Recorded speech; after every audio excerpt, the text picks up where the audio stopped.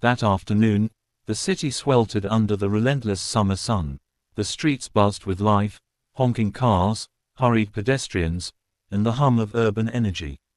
It was a scene of constant motion, a testament to the restless heart of a modern metropolis. Amid this dynamic landscape, a procession of sleek black vehicles moved with authority. At the forefront, gleaming under the unrelenting rays, was Cadillac 1, the presidential motorcade of Donald Trump. Inside, Trump listened intently as one of his advisors briefed him on an important matter. The assistant's steady voice filled the cabin, but Trump's attention wavered.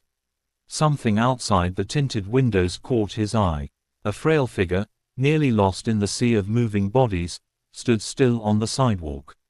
An elderly woman, her silver hair framing a deeply lined face, clutched a piece of cardboard with trembling hands.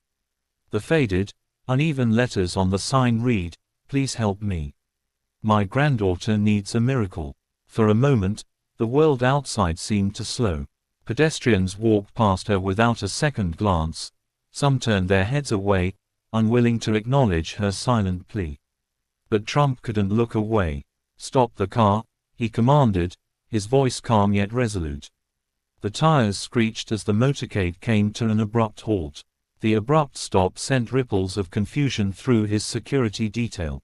Agents exchanged uneasy glances. "Sir, this isn't a safe area. We should keep moving," one of them cautioned. Trump didn't waver. "No, I want to know her story." Silence settled inside the car before he pushed open the door. The moment his polished shoes met the pavement, the energy around him shifted. The usual city sounds faded into murmurs as passers-by turned to witness the unexpected sight. Phones emerged from pockets, cameras flashed, but Trump's focus remained on the elderly woman before him. He approached her with measured steps, lowering himself slightly to meet her gaze. "What's your name?" he asked, his tone softer than usual, yet firm with intent. The woman blinked up at him, her cloudy eyes a mixture of fear and hope. After a pause, she answered, her voice fragile. "Martha. Why are you here, Martha?" Her hands tightened around the cardboard, as if letting go would mean surrendering her last sliver of hope.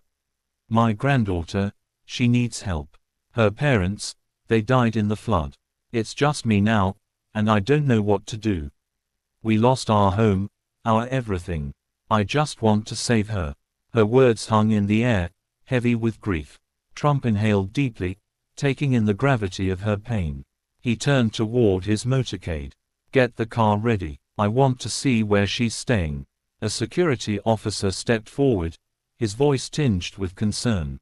"Sir, we don't know if it's safe." Trump met his gaze with an unwavering stare. "If she can live there, I can visit. If you're afraid, stay behind." Silence. No one dared argue. Trump placed a reassuring hand on Martha's shoulder. "Lead the way. I want to meet your granddaughter." Martha's lips parted slightly, a glimmer of disbelief in her weary eyes. Slowly, she nodded, her frail body moving with newfound purpose. The surreal procession began, a former president and an elderly woman walking side by side, with the imposing presence of Cadillac 1 following behind. As they moved through the city, Martha shared her story. "The flood came so fast," she whispered. "My son, Jack, and his wife, Laura, tried to get Emma to safety, but the water took them. Jack shouted for me to run, to save Emma. And I did, but I couldn't save them. I found my son later, but it was too late." A single tear traced down her weathered cheek, yet her voice remained steady. "We lost everything. Our home, our memories. Now, it's just Emma and me, trying to survive. But I'm old, and I can't give her the life she deserves." Trump walked in silence, absorbing her words. Her pain wasn't just hers, it was a reflection of countless others struggling in the shadows of tragedy. "What have you been doing since then?" he finally asked. Martha sighed, her shoulders sagging. "Whatever I can. Cleaning houses, collecting recyclables. But I'm not as strong as I used to be. No one hires me anymore. So, I came here with this sign, hoping someone would notice." But most people just walk by, as if I don't exist. Trump's expression darkened. He saw her resilience, her unwavering fight for the child she loved. As they turned into a narrow alley, the scene around them shifted. The walls were crumbling, bricks cracked, an unmistakable scent of hardship lingering in the air. The motorcade seemed out of place in such a setting, a stark contrast between power and poverty. They finally arrived at a small, makeshift shelter. Emma, a girl no older than 8, peeked out cautiously. Her large eyes, filled with a mix of curiosity and wariness, locked onto Trump. "Emma, sweetheart," Martha called softly. "Come meet Mr. Trump." Emma hesitated before stepping forward. Trump knelt to her level, offering a reassuring smile. "You're a brave girl," he said. "Your grandmother loves you very much." She nodded, gripping Martha's hand tightly. Trump turned back to his team. "Get them somewhere safe. Tonight. No waiting. And make sure Emma gets the care she needs." His staff sprang into action. Calls were made, arrangements set in motion. Martha's eyes filled with tears, not of sorrow, but of gratitude. "Thank you," she whispered. Trump squeezed her hand gently. "You don't have to thank me, Martha. Just promise me you'll take care of Emma." As the motorcade prepared to leave, the city seemed different, quieter, more aware. The moment had been captured, and soon, the world would know Martha's story. More importantly, they would see that sometimes, all it takes is one person willing to stop, listen, and act. And on that scorching afternoon, Donald Trump did just that. Emma clutched tightly onto Mrs. Martha's arm, her small fingers digging into the fabric of her grandmother's worn shawl.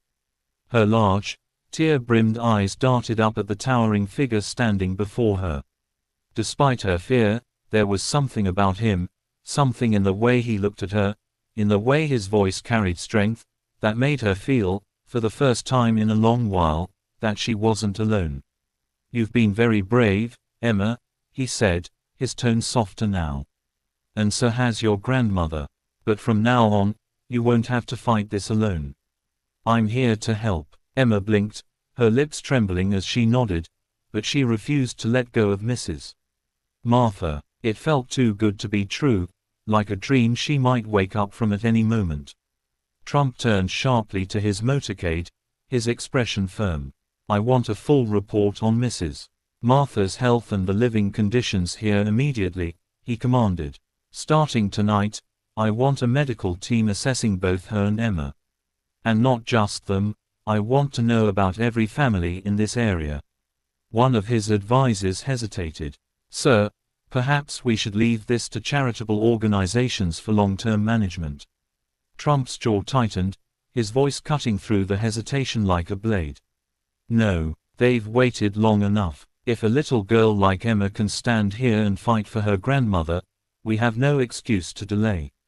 He turned back to Emma, lowering himself to her level. "Action starts now." Emma's breath hitched as she stared into his eyes, overwhelmed by the gravity of his words. She whispered, her voice barely audible but full of emotion, "Thank you, Mr. Trump. I just want Gran to stop worrying." Trump placed a reassuring hand on her shoulder. "I promise you, Emma, this is just the beginning. You've done enough. Now, it's my turn to help."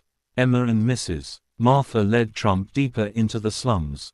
The narrow pathways grew tighter, lined with makeshift homes constructed from rusted tin sheets, tattered tarps, and whatever scraps could be salvaged. Piles of trash littered the ground, the air thick with the scent of dampness and decay. Every step Trump took was a stark reminder of the hardship these people endured every day.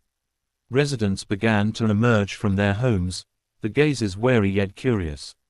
To them, the sight of a man like Trump, dressed impeccably in a tailored suit, walking among the crumbling ruins of their community was beyond comprehension. They stood frozen at first, watching from a distance. Mrs. Martha glanced back at him, her voice barely above a whisper but weighted with truth. "Sir, I'm not the only one living like this. Many people here lost everything after the flood. We're not just poor, we're forgotten." Her words were a dam breaking, unleashing the flood of silent suffering that had remained hidden for too long. A thin man, dressed in a worn-out t-shirt, hesitated before stepping forward. "Mr. Trump, I can't believe you're really here." Trump nodded, his voice steady. "Tell me your story." The man exhaled heavily, as if summoning all his strength. "My name is Sam. I used to work at a mechanic shop. After the flood, the shop was destroyed. I lost my job, my home. Now, it's just me and my 2 kids. I've been trying to find work, but no one wants to hire someone like me. No qualifications, no future. We survive on charity meals, and whatever we can find." Trump followed Sam's gaze to 2 small children crouched near a heap of trash, their tiny hands picking through scraps. Their clothes were tattered, their hands dirty, but their eyes still held onto something, hope, perhaps. Or maybe just the desperate longing for something better. "We don't need much," Sam continued, his voice breaking. "I just want a chance to work, to give my kids the life they deserve." One by one, more residents came forward, sharing their struggles. A mother cradling an infant, tears streaking her dirt-stained cheeks. "My husband died in the flood. I work in a garment factory, but the wages, they're barely enough to feed my children, let alone send them to school." An elderly war veteran leaning on a cane stepped forward. "I fought for this country," he said, his voice heavy. "But when I came back, I had nothing left. No home, no job. I survive on food donations. I gave everything I had, and now I've been left behind." Each voice carried its own sorrow, each story a testament to suffering. And Trump listened. He listened to every word, every plea, absorbing the weight of their pain. Emma looked up at him, her eyes shining with tears. "Everyone here is the same, Uncle. They just want to live. But living is so hard." Trump stepped onto a rock in the middle of the alley so everyone could see him. He surveyed the crowd, the tired, hungry, yet hopeful faces staring back at him. "I've heard your stories," he began, his voice unwavering. "And I want you to know, you are not forgotten." A hush fell over the crowd. "I'm here not just to listen but to act." Murmurs rippled through the crowd. "I can't change the past," Trump continued. "But from today onward, none of you will have to endure this alone. I promise you, we will bring change. Not just for Mrs. Martha and Emma, but for all of you." Silence. And then, the first sound of applause. It started as a scattered clapping but quickly swelled into a wave of hope, a hope that had been absent for far too long. Trump turned to his team, his voice firm. "I want a medical team here tonight. Find temporary shelter for families with no safe homes. Create a list of every family, their circumstances, and their needs. I want a full report within 24 hours. An advisor hesitated. "Sir, this will require time." "They've waited long enough," Trump interrupted. His voice was resolute. "If a little girl like Emma can stand on the street begging for help, we have no excuse to delay. Start now." As Trump prepared to leave, Emma suddenly ran up and grasped his hand, her fingers small and delicate against his own. "Uncle Trump, you'll really help everyone, won't you? You won't leave us behind." Trump knelt, placing a reassuring hand on her shoulder. "You've done your part, Emma. Now, it's my turn. Trust me, this is just the beginning." She nodded, a small, hopeful smile breaking through the uncertainty on her face. As Trump stepped into his Cadillac, the people watched, no longer seeing him as just a distant leader. He was someone who listened, someone who cared, someone who would fight for them. As the convoy began to move, Trump stared out the window, his gaze contemplative yet determined. He spoke softly to the advisor beside him. "I made a promise, and I intend to keep it." The next morning, the slum was eerily quiet. But then, the silence was shattered by the sound of large trucks rolling in, medical teams, relief supplies, social workers.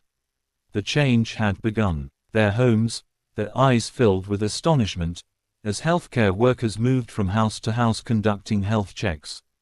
They discovered numerous cases of malnutrition, untreated illnesses, and serious infected wounds. When it was Emma and Grandma Martha's turn, a young doctor knelt and asked gently, "How long have you been enduring this pain?" Grandma Martha gave a weary smile. "I don't remember anymore. I just know I have to keep going for Emma. She's all I have left." Emma squeezed her grandmother's hand tightly, her eyes shining with determination. "We're not alone anymore, Grandma. They'll help us, I promise." The doctor's eyes glistened with emotion at Emma's words.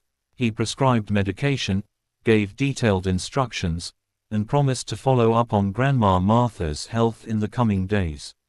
The arrival of the medical team not only provided help but also sparked a flame of hope in the hearts of the residents. News of the initiative spread quickly beyond the slum.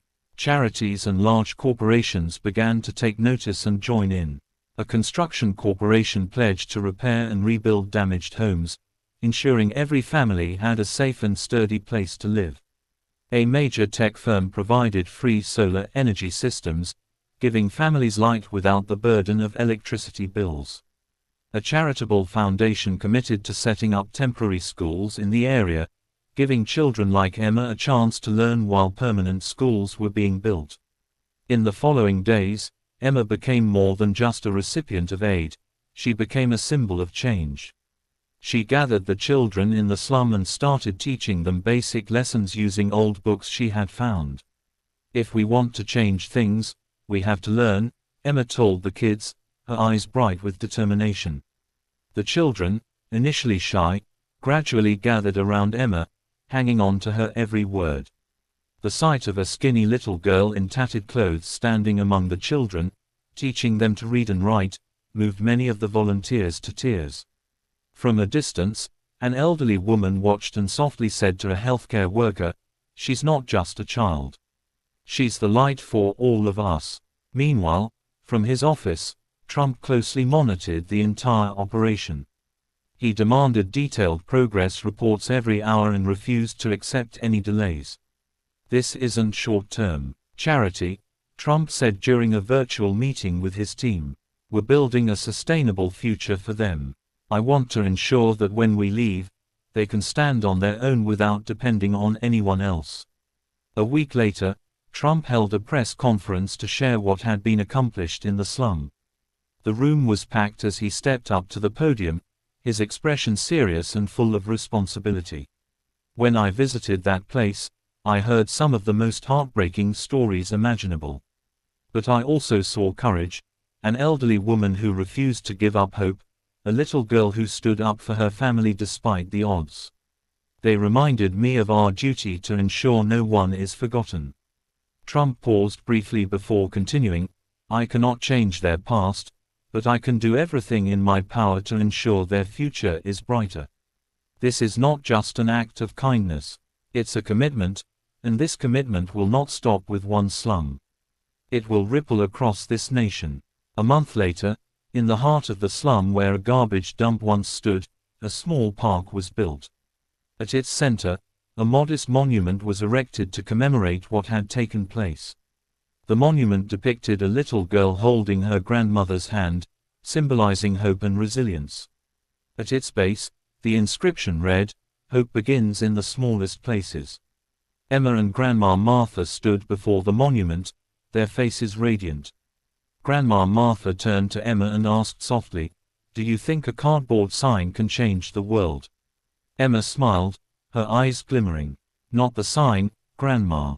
It's the courage to hold it up and the kindness of those who stopped to listen."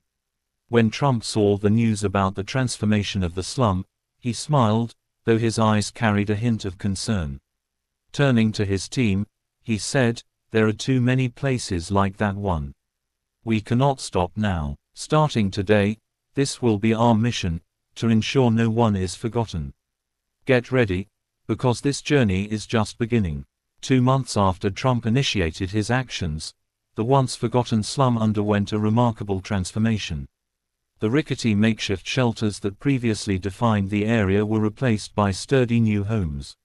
Streets that had been littered with trash and shrouded in darkness were now spotless, illuminated by solar-powered lights lining the narrow alleys.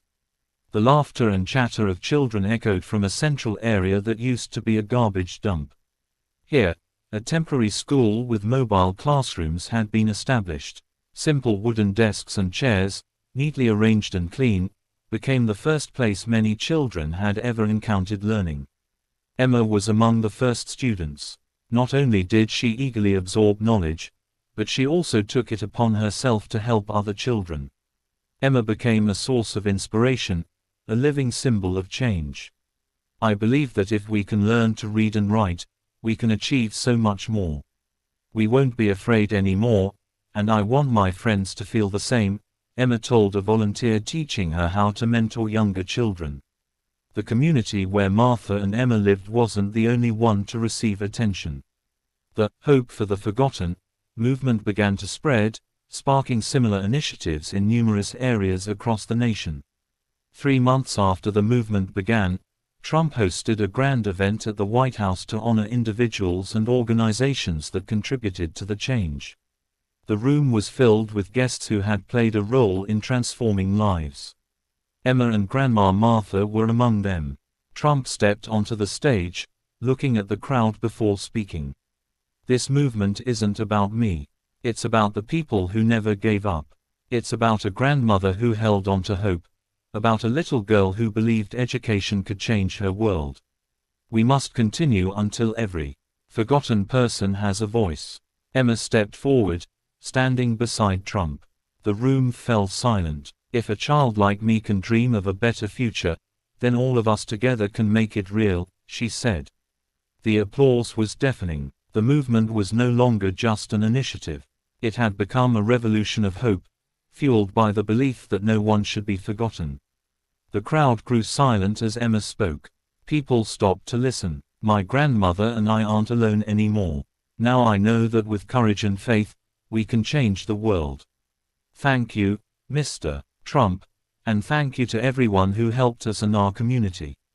The hall erupted into applause, a wave of emotion washing over the audience.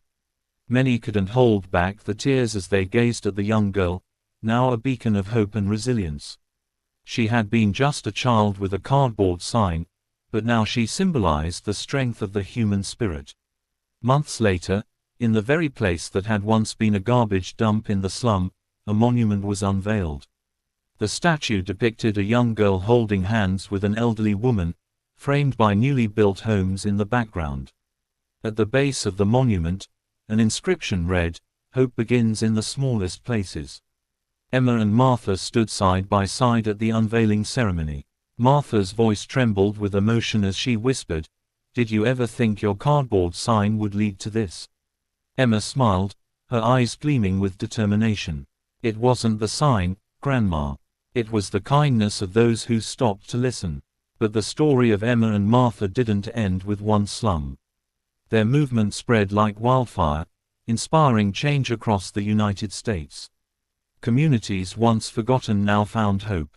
In the South, a flood-stricken town received funding to construct a new levee system, ensuring the safety of its residents for generations. In the Midwest, homeless veterans and their families were given free housing and vocational training to help them rebuild their lives. In the West, a remote mountain community welcomed a new school, offering educational opportunities to children who once had none. The movement didn't just transform the lives of the poor, it awakened a sense of collective responsibility. Across the nation, people realized they had the power to make a difference. Watching the news, Trump leaned back in his chair, his expression contemplative. An advisor beside him asked, "How do you feel about all this?" Trump's voice was steady. "I didn't do this to feel good. I did it out of duty. And that duty doesn't end here. There are still places like that slum. We can't stop now. This is just the beginning." Turning to his team of advisors, his voice brimmed with determination. "Prepare the next plan. This journey has no end. We will keep going until no one has to live like that anymore."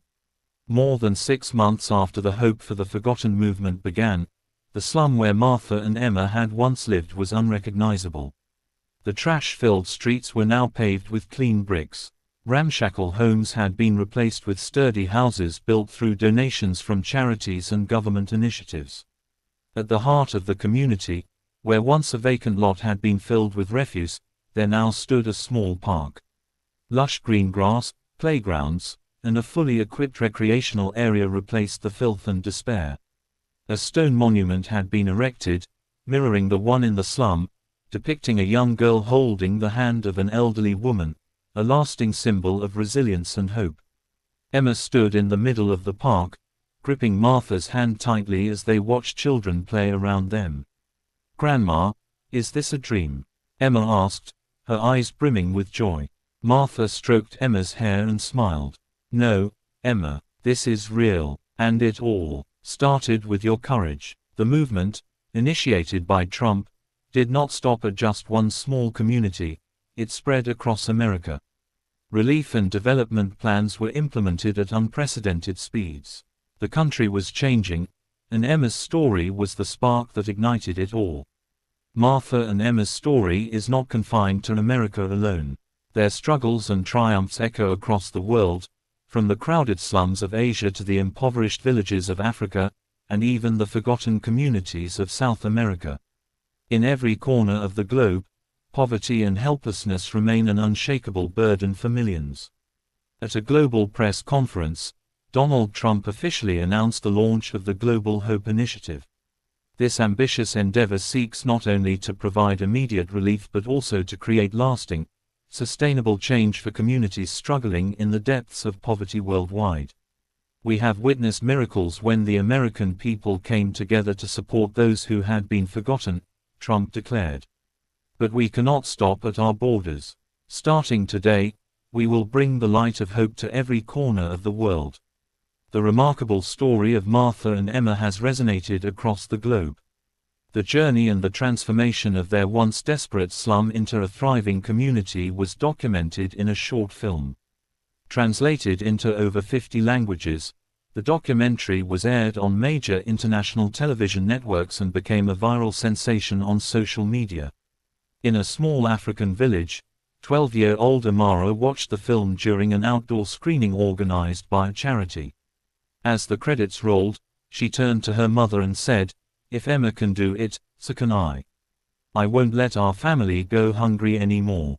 Amara's words spread like wildfire, igniting a movement in Africa with the slogan, "If Emma can, we can too." To mark the first anniversary of the Global Hope Initiative, a grand celebration was held in New York. Titled the Global Hope Festival, the event welcomed thousands of attendees, including those who had been directly helped by the initiative, volunteers, and representatives from charitable organizations worldwide. Emma, now a confident teenager, was a special guest at the event. Stepping onto the stage with Martha, she shared her story with the world. "I once thought I was too small to make a difference. But with courage and the support of others, I learned that we can achieve great things. I hope my story inspires all of you to stand up and bring hope to others." After her speech, a young boy from Africa, who had received a scholarship through the initiative, approached Emma. With tears in his eyes, he whispered, "Because of you, I dared to dream. Thank you, Emma." Emma smiled warmly, holding his hand. "We can all do it, as long as we never give up hope."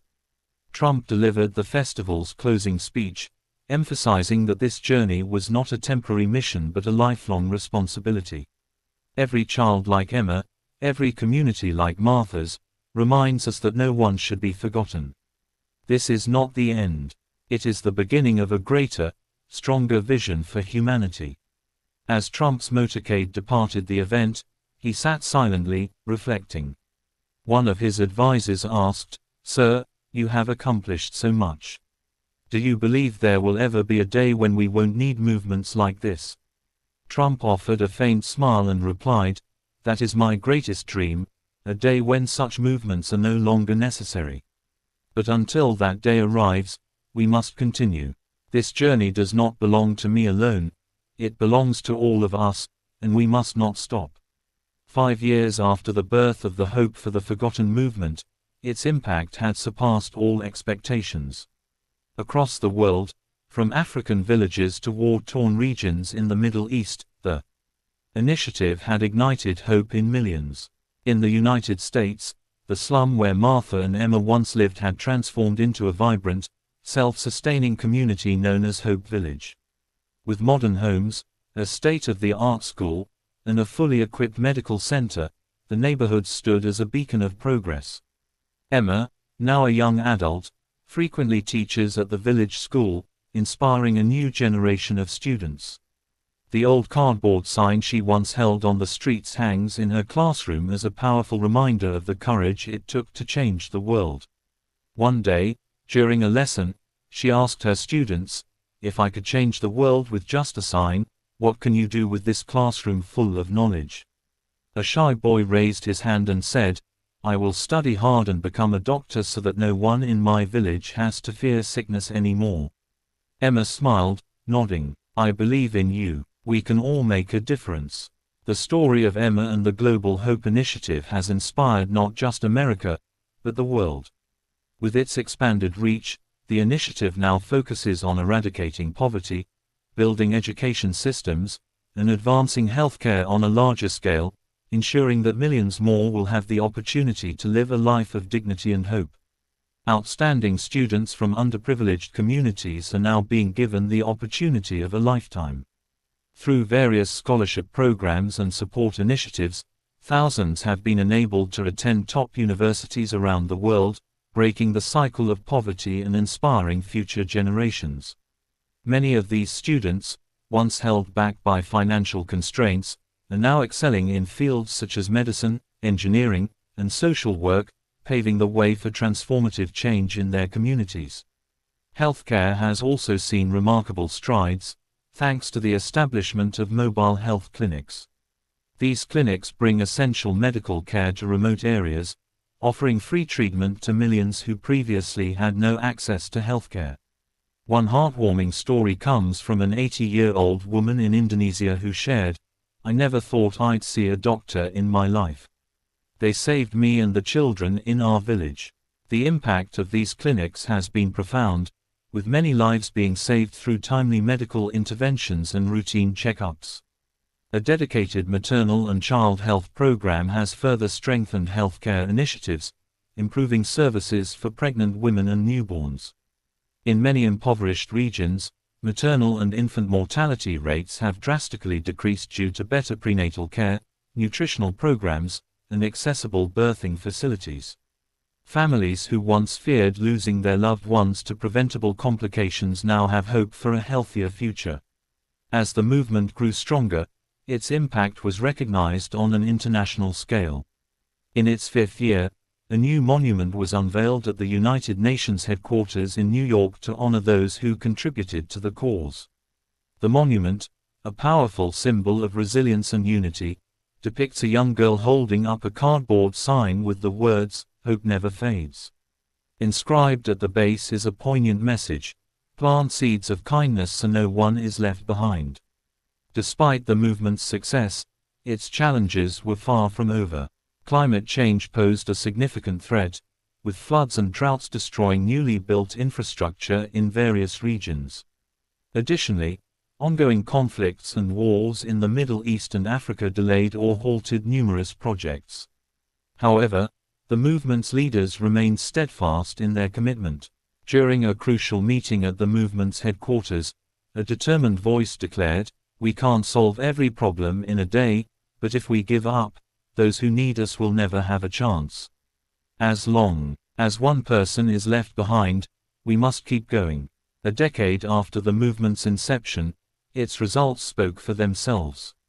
Over 20 million people gained access to clean drinking water, transforming the daily lives. Millions of children attended school for the first time, receiving the education they deserved.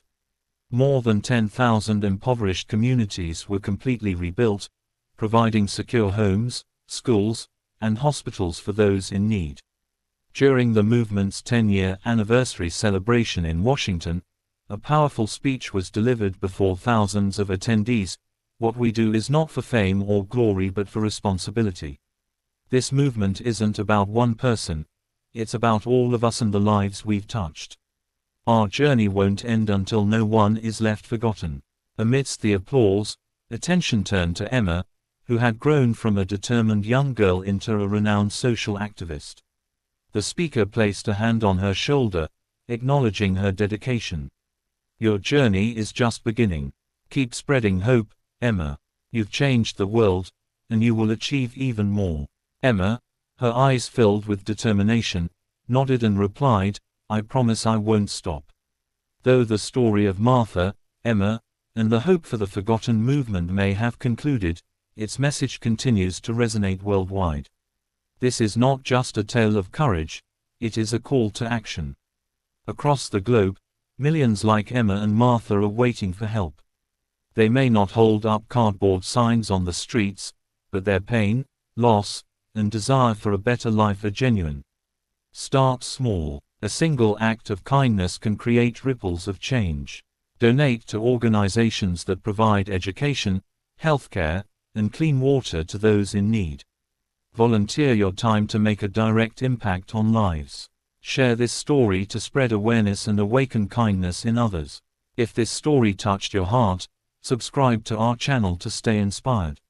Every subscription and share adds a spark of hope for those in need.